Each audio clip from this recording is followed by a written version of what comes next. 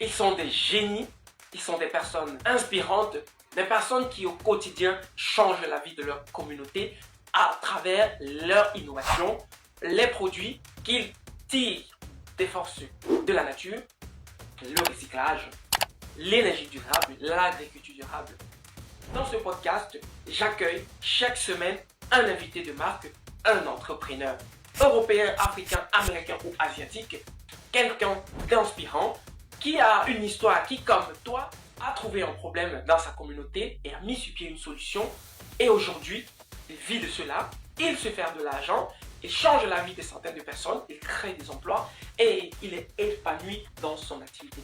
Dans ce podcast, nous te parlons d'entrepreneuriat vert, nous te parlons d'écologie, de développement durable, mais nous te parlons surtout du financement climat, du marché du climat, de l'économie circulaire et toutes les opportunités qui se développent aujourd'hui. En 2026, il n'a jamais été aussi facile de développer son entreprise. Bienvenue dans notre podcast. Je suis Ismaël Sommet, je suis cofondateur d'Afrique Green 24, une plateforme d'intelligence environnementale qui accompagne des entrepreneurs. Bienvenue, connecte-toi et partage. N'hésitez pas à recommander à des entrepreneurs qui ont besoin de ce programme d'accompagnement pour pouvoir exploser et croître. Alors, je veux simplement te demander pourquoi tu as décidé de travailler dans les déchets. Un jeune intellectuel comme toi, tu aurais pu décider d'aller t'installer en Europe, d'aller travailler dans la banque, dans ce bon métier. Qu'est-ce qui t'a poussé à entrer dans la poubelle et qu'est-ce qui te disait que tu pouvais ressortir de là avec de la richesse? Raconte-nous un peu ton histoire, d'où t'es parti cette idée et comment tu es arrivé à ce niveau aujourd'hui. D'accord, merci pour la question, Ismaël. La passion de travailler dans la poubelle commence très tôt à l'université de Douala, où nous étions en deuxième année universitaire. Et dans un cours d'écologie, on nous enseignait comment l'insalubrité dans la ville de Douala où nous sommes est un problème écologique très important et que nous, les étudiants, si on ne trouvait pas la solution à ces problèmes d'insalubrité, alors on n'aurait pas, n'est-ce pas, marqué notre différence avec le commun des citoyens qui habitent là. Donc, c'était un challenge. Et puis, très tôt, j'ai pris ça comme un défi. On est en 2011, en 2011, j'ai pris ça comme un défi de résoudre le problème ou bien de contribuer à la résolution de l'insalubrité dans la ville de Douala. Et voilà comment, de fil en aiguille, j'ai pris ça vraiment comme un challenge et je suis entré dans la poubelle. Ça fait presque 12 ans aujourd'hui. Et je me suis rendu compte que la poubelle, véritablement, est une source, n'est-ce pas, d'opportunité et non quelque chose d'ultime, rejetable, comme le commun des personnes voit la poubelle. Donc, c'est une passion d'abord au départ. C'est un challenge, relever un challenge, voilà, un challenge, un défi qui m'a amené, n'est-ce pas, à travailler dans la poubelle, dans les déchets. Et une fois que je m'y suis lancé, je me suis rendu compte que c'est une grosse opportunité. Et depuis près de 12 ans maintenant, j'y suis. Voilà. Alors, franchement, chapeau, Müller. Depuis 13 ans, vous avez entendu, Müller a décidé de se lancer comme ça pour essayer d'apporter une solution concrète aux problèmes de pollution que nous avons dans notre ville de Douala, dans l'ensemble des villes du Cameroun. Et je peux rajouter que ce n'est pas une partie de plaisir. Au début de votre initiative, je ne pense pas que vous voyez cela comme de l'or. Je ne sais même pas comment vous avez pu imaginer que vous pourriez vous faire de l'argent dans cette poubelle. Donc, ce déclic vraiment inspirant est quelque chose d'important à souligner parce que sur le continent aujourd'hui, même dans la ville de Douala où tu travailles, tu vois, il y a pas mal de jeunes qui ont cette passion de faire certaines activités que le commun du mortel ne va pas directement à l'intérieur. Et voilà, tu t'es lancé, tu étais jeune, tu as dit tu avais quel âge déjà? J'ai commencé, je pense, à 21 ans. Quand tu commençais, tu avais quel âge? Quand je commençais, j'avais 21 ans. À 21 ans. Beaucoup sont encore au collège chez nous. Voilà. Donc, à 21 ans, Muller a commencé, mais je ne pense pas que tu avais déjà l'idée de Kemet Technology. Je ne pense pas que tu avais déjà devant toi une start-up toute née. Alors, dis-nous, étape par étape, comment tu as choisi ton cadre juridique, tu as décidé ton modèle économique, tu es arrivé à concrétiser concrètement cette passion de prendre la poubelle et d'en faire de l'argent. Parce que je crois que c'est ce qui intéresse nos téléspectateurs du côté de TikTok ou du côté de YouTube. Et bien sûr, cette émission sera enregistrée, donc nous aurons la possibilité de le partager après. D'accord, merci pour la question. En 2012, nous faisons un cours d'écologie sur la mangrove et on nous fait comprendre que la mangrove est en état de disparition parce que les populations coupent cette mangrove-là pour utiliser ça comme bois de chauffage pour le fumage du poisson, pour le fumage, n'est-ce pas, des viandes, les braises. Et comme la mangrove est un écosystème qui joue un rôle de tampon pour le continent, nous devions faire quelque chose.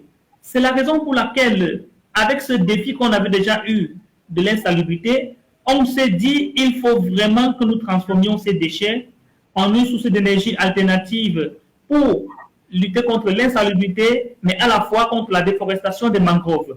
Alors, au départ, nous sommes réunis en 2012 dans l'association Division Écologie en faculté des sciences de l'Université de Douala. Alors, très tôt, on se rend compte que nos actions sont limitées au niveau de l'université parce qu'il fallait, pour une campagne de sensibilisation, pour une campagne de collecte dans l'université, il fallait les autorisations, soit des chefs de département, soit des doyens. Parfois, on n'avait pas d'autorisation, parfois, on n'avait pas de salle, parfois, on n'avait pas ci, on n'avait pas ça. Alors, on avait rencontré une ONG qu'on appelait à l'époque Fondation Camerounaise de la Terre Vivante, qui avait en son sein des séminaires de formation qui parlaient, n'est-ce pas, du charbon vert, qui parlaient, n'est-ce pas, des allumes-feu écologiques, du biogaz.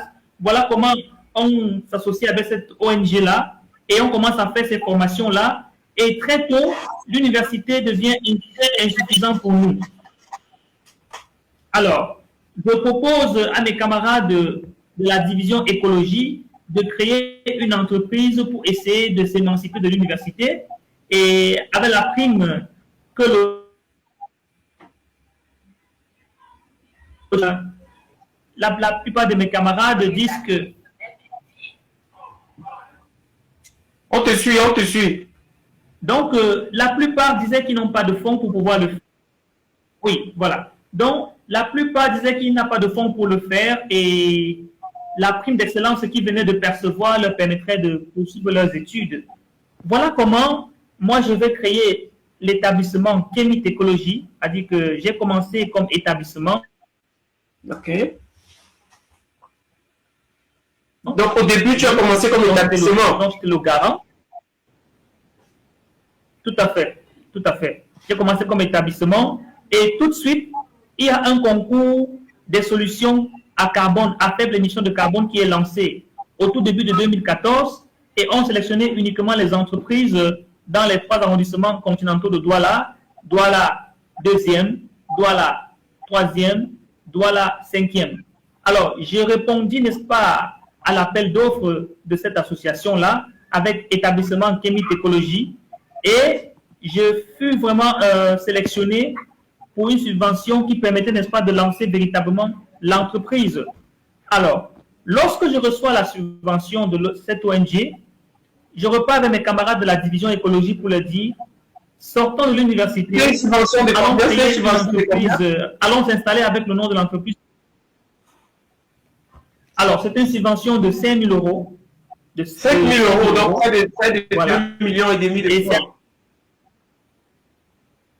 Tout à fait. Donc, c'est avec cette subvention-là que nous allons louer, n'est-ce pas, un espace, que nous installons la petite unité de production et que nous lançons nos activités véritablement en 2014 sous la coupole de l'établissement Kemet Technology. Alors, tout de suite, on a été frustré parce que on se disait qu'en créant cette entreprise, en investissant ces 5 000 euros, tout de suite, on sera des millionnaires. Mais on a été terriblement frustrés. On a terminé l'année 2014. 1. On ne maîtrisait pas les coûts de matières premières. 2. Voilà. On ne maîtrisait pas très bien la technologie. 3. On ne maîtrisait pas la gestion d'une entreprise dans sa forme administrative, dans sa forme fiscale, dans sa forme technique, dans sa forme organisationnelle même. Je vous assure qu'on a été frustrés en 2014. Et puis, tout de suite, on était à peu près 9 personnes de la division écologie. Tout de suite, 5 personnes ont démissionné. C'est-à-dire que sur 9 personnes, oui, 5 personnes ont démissionné en décembre 2014 et ont claqué la porte parce que ça ne marchait pas. Donc, alors, on s'est armé de courage. Dès 2015, on a poursuivi la production, on a poursuivi la collecte, on a poursuivi la sensibilisation. Et tenez-vous tranquille, les premiers spécimens de charbon vert que nous fabriquions à l'époque, ça produisait beaucoup de cendres, ça produisait beaucoup de fumée, et les consommateurs, une bonne partie des consommateurs rejetaient ce charbon. Donc, on a eu beaucoup de frustration au départ, mais on a continué à faire la sensibilisation, on a continué à faire la prospection dans des marchés, dans des foires, et de proche en proche, les gens commençaient à utiliser de proche en proche notre charbon vert que nous produisions. Et ce qui nous a aidés, c'est que, comme c'était une activité innovante au départ, les chaînes de télévision et les médias ont commencé à faire des reportages pour montrer qu'on pouvait assainir l'environnement tout en produisant une énergie alternative au charbon de bois, comme le charbon vert. Et voilà comment le grand public a commencé à s'y intéresser. Voilà comment les partenaires ont commencé à s'y intéresser. Et de proche en proche, on a commencé à bâtir une bonne technologie. On a commencé à prendre confiance que nous sommes dans un secteur qui est porteur. Et voilà comment de proche en proche, on a évolué jusqu'à aujourd'hui. Alors, je vais essayer un peu de récapituler pour ceux qui sont en train de nous suivre également sur TikTok et qui ne sont pas connectés à toi. Bon, après, on va essayer de faire une dernière tentative. Alors, ce que tu expliques concrètement, pour que les uns et les autres comprennent, c'est un jeune Camerounais de 21 ans qui est à l'université et qui fait une visite de terrain dans les mangroves et qui se rend compte de l'énormité de la pollution. Les déchets foisonnent. Et par chance, il participe à un séminaire, comme il y en a tellement dans nos villes, et pour ceux qui sont également à l'école, et il apprend qu'on peut faire du charbon écologique avec ses déchets. C'est comme ça qu'il décide de se lancer. C'est-à-dire qu'il a 21 ans, il n'a pas d'argent, il n'a jamais eu une formation de chef d'entreprise ou de création d'entreprise, mais il a ce courage et il a cette idée et cette passion de pouvoir faire quelque chose et pour résoudre ce problème, mais peut-être pour vivre de cela.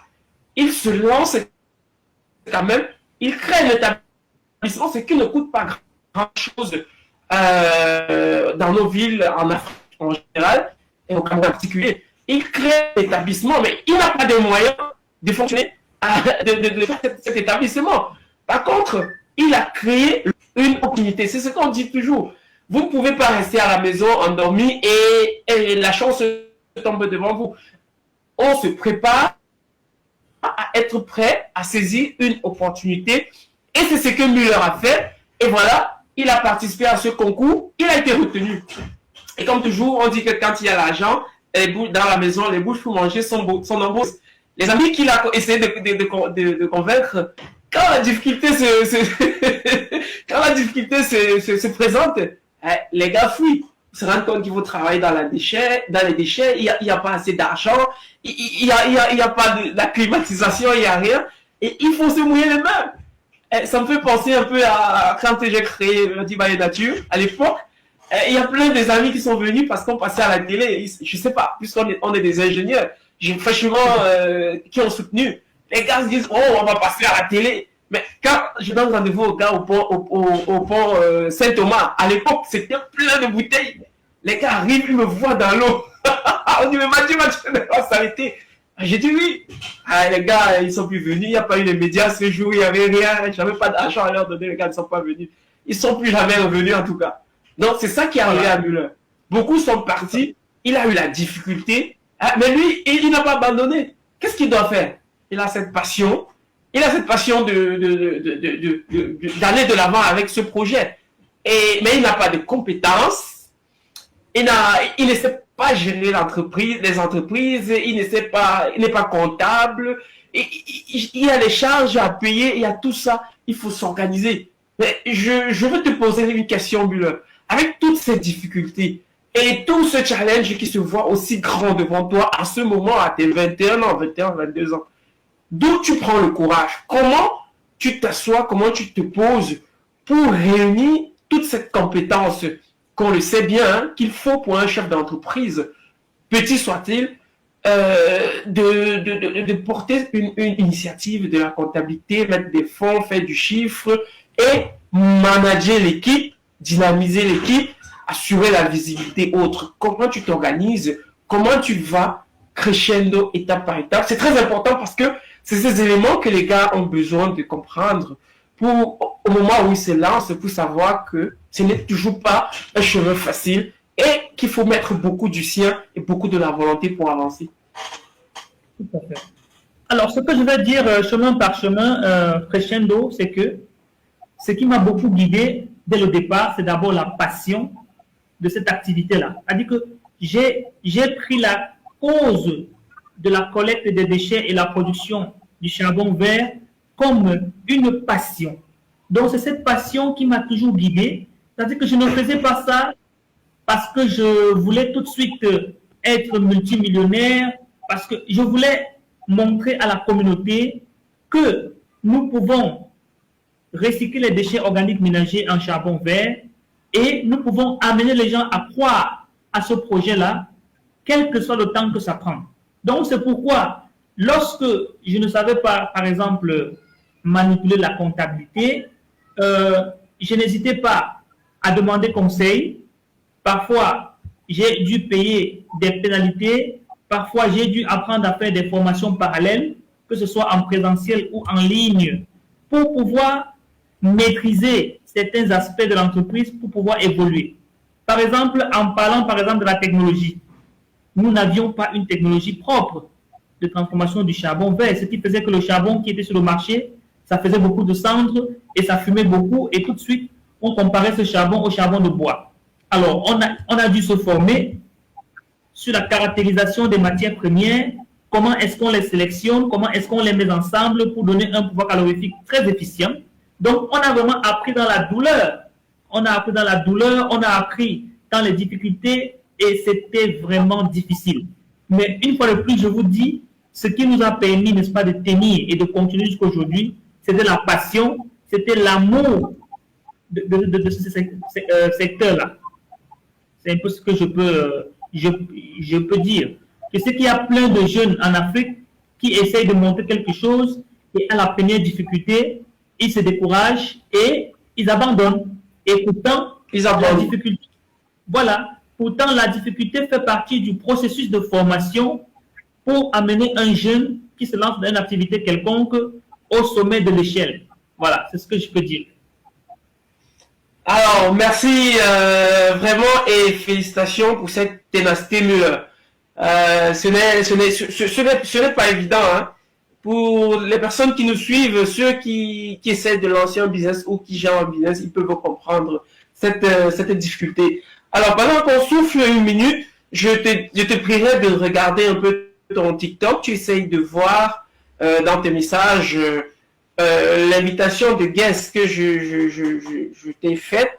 Et si tu réussis à te connecter pour que ceux de TikTok également puissent apprendre et profiter de cette expérience vraiment inspirante. Et c'est pas tous les jours qu'on a des personnes de ton calibre Après, tu vas éblouir les gens avec des chiffres. C'est vrai que c'est pas ça c'est pas ça le plus important, mais c'est nécessaire de comprendre que ce genre de résultats arrive parce que il y a eu une volonté, il y a eu une volonté de faire les choses. Je sais pas si tu vois le live. Attends, je t'envoie le live. Müller. Là, tu as reçu le live sur TikTok en message. Oui, je t'ai envoyé le lien. J'ai bien reçu le live sur TikTok par message et il me demande de télécharger. TikTok Lite pour pouvoir avoir accès. Voilà. Lite. Ok. Peut-être tu n'as pas beaucoup d'abonnés. Tu as combien d'abonnés sur TikTok? Je ne sais pas. Pour ceux qui nous suivent sur TikTok, mais je crois que tu peux rejoindre un live. À peu près 500 abonnés. Ça serait assez. Oui, c'est. Normalement, c'est assez. Il me demande de télécharger TikTok Lite. Pour parler même en audio ouais. Si tu réussis à télécharger, par exemple, on échange, tu lances le téléchargement sur Play Store et on va continuer. C'est juste pour ne pas priver ces milliers de personnes que nous avons, je tiens à préciser, nous avons près de 180 000 followers du côté de TikTok. Donc c'est un public qui gagnerait, et en général, c'est la diaspora africaine, ce sont les Africains, c'est aussi les Européens, c'est aussi beaucoup de chefs d'entreprise, parce qu'on va aborder l'aspect vraiment tech bientôt. L'intérêt de cet échange aussi, c'est qu'il y a un besoin des deux côtés. Tant du côté de l'Afrique, on a besoin des soutiens pour nous accompagner, on a besoin des financements. Et de l'autre côté, il y a des fournisseurs des technologies qui ont besoin de savoir que de l'autre côté, nous, on a des initiatives qui valent la peine et surtout des gens qui peuvent acheter leurs machines ou à qui ils peuvent faire des partenariats pour qu'ensemble, main dans la main, cela puisse avancer. Donc, je te laisse une seconde pour essayer de lancer le téléchargement. Et pendant ce temps, je prépare la prochaine question. Et je tiens à préciser aux internautes que l'émission est enregistrée. Pour ceux qui n'ont pas, il y a plein de personnes qui sont en train de nous écrire, disant qu'ils sont en route, ils vont arriver tard. Et je vois aussi des questions des téléspectateurs. Donc, on va arriver au moment de réponse aux questions. Comme je vous disais, vous avez l'opportunité dans ce live de parler avec Müller. Donc, laissez vos questions. Nous allons vous poser, nous allons répondre, nous allons lui poser vos questions. Et également, on va apporter notre contribution pour essayer de répondre à ces questions. Donc, juste une seconde, le temps d'ajuster la luminosité et je reviens avec vous.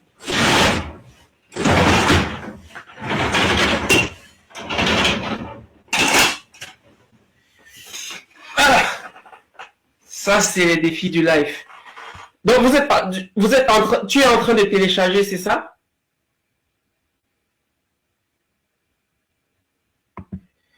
Là, tu es passé en audio.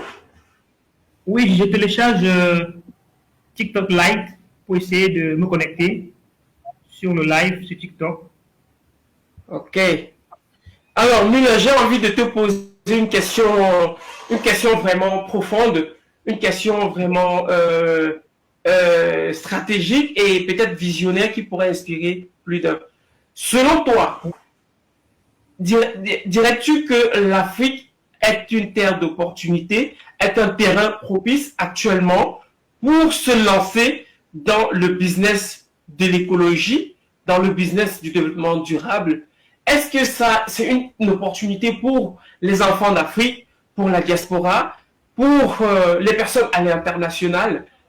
Comment vois-tu le marché africain ou les terres d'Afrique?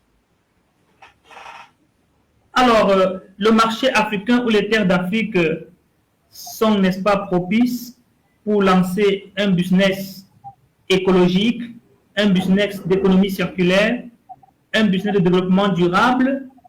Mais pour lancer ce business-là, il faut véritablement s'entourer des experts, il faut véritablement s'entourer, n'est-ce pas, des conseils pour pouvoir maîtriser tous les tenants et les aboutissants de l'activité afin de ne pas commettre, n'est-ce pas, des erreurs. Sinon, quand vous regardez, il y a des grands groupes en Afrique qui font du business, que ce soit les groupes asiatiques, les groupes européens, les groupes, tout le monde est là. Donc l'Afrique est une véritable terre d'opportunités, mais il faut véritablement s'entourer pour lancer un business écologique. Qu'est-ce que tu entends par s'entourer?